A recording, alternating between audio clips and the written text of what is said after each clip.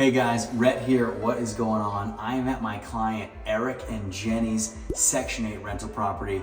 Guys, in a short amount of time, Eric and Jenny have been able to buy a bunch of Section 8 rental properties. They bought this one for $80,000. This place was in rough shape. They put $28,000 into this thing. We turned it from a 3-bedroom into a 5-bedroom rental. Unbelievable, all new flooring, fully painted, new walls. Come on through and we'll talk about it.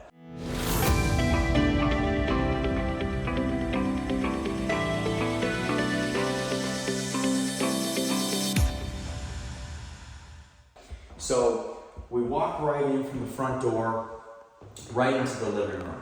All new flooring throughout the entire unit. This was a huge living room. Now, you would never be able to tell, but we actually built this wall right here to build bedroom number 4. So this didn't exist. We built this. You come in here, and here we are in bedroom number 4. So brand new closet, really good size, super nice, ton of natural light. This was originally part of the living room that we have now turned into another bedroom. So as we leave the living room, we come to the first original bedroom. So we have what is bedroom number 1 right here.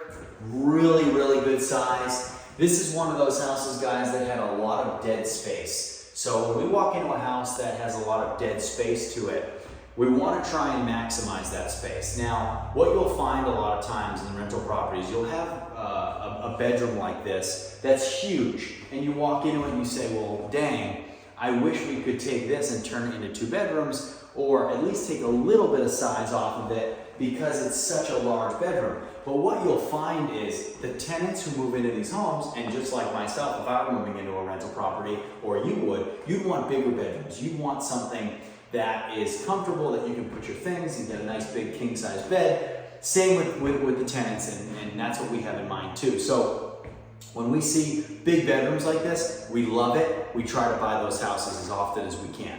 So as we leave this bedroom, we come over here to our next bedroom. So this is the 3rd bedroom on the main living level. So all new flooring in here, all new paint. We did drywall work, we did sheetrock work. Came out fantastic. I'm thrilled with this as well. Full bathroom here too.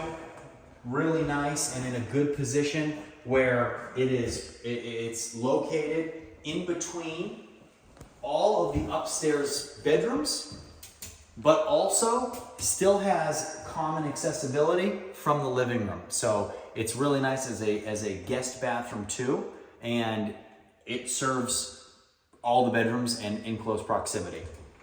So lastly, we move into the 4th bedroom up here on the 4th floor, on the first main floor.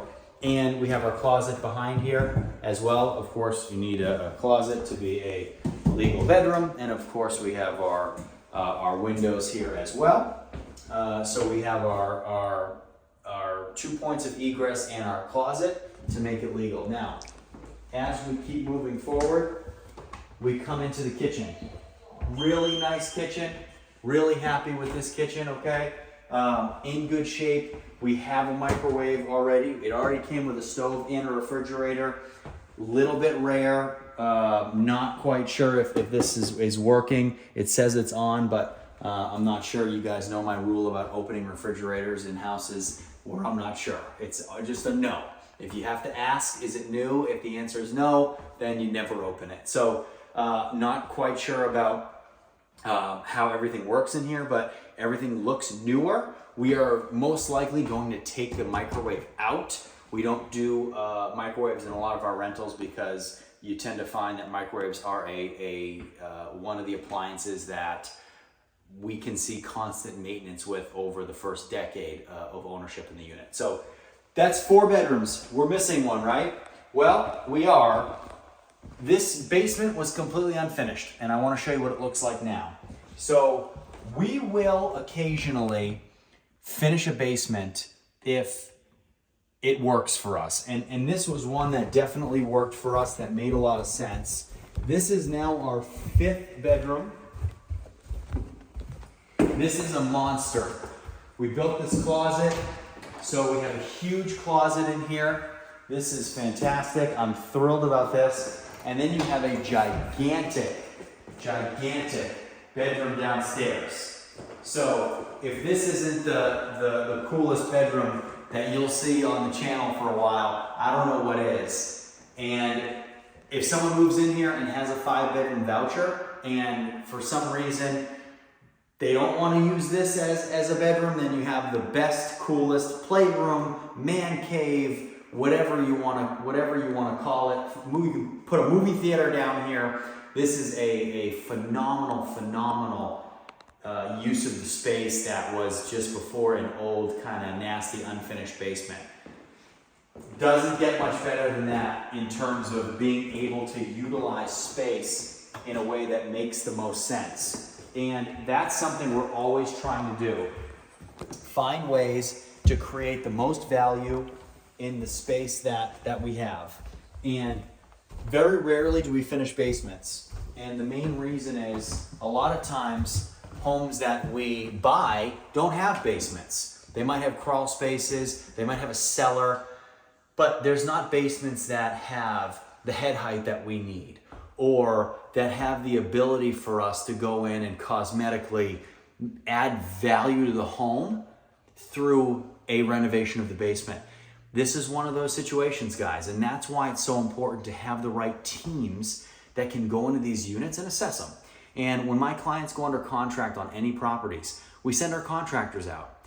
Our contractors go through them and they say, hey, look, this is what it needs, this is what needs to be done, and they do it. And it allows us to get so many eyes on properties to make sure we're not buying things sight unseen, to make sure we have scopes of work before we proceed, to make sure we have our due diligence checked off so we're not buying properties without knowing what we're buying. It all goes into it, guys, and it all goes back to the team. If you want to do this with me and my team, send me an email in the description below. We'll get you started. Otherwise, we'll see you next time.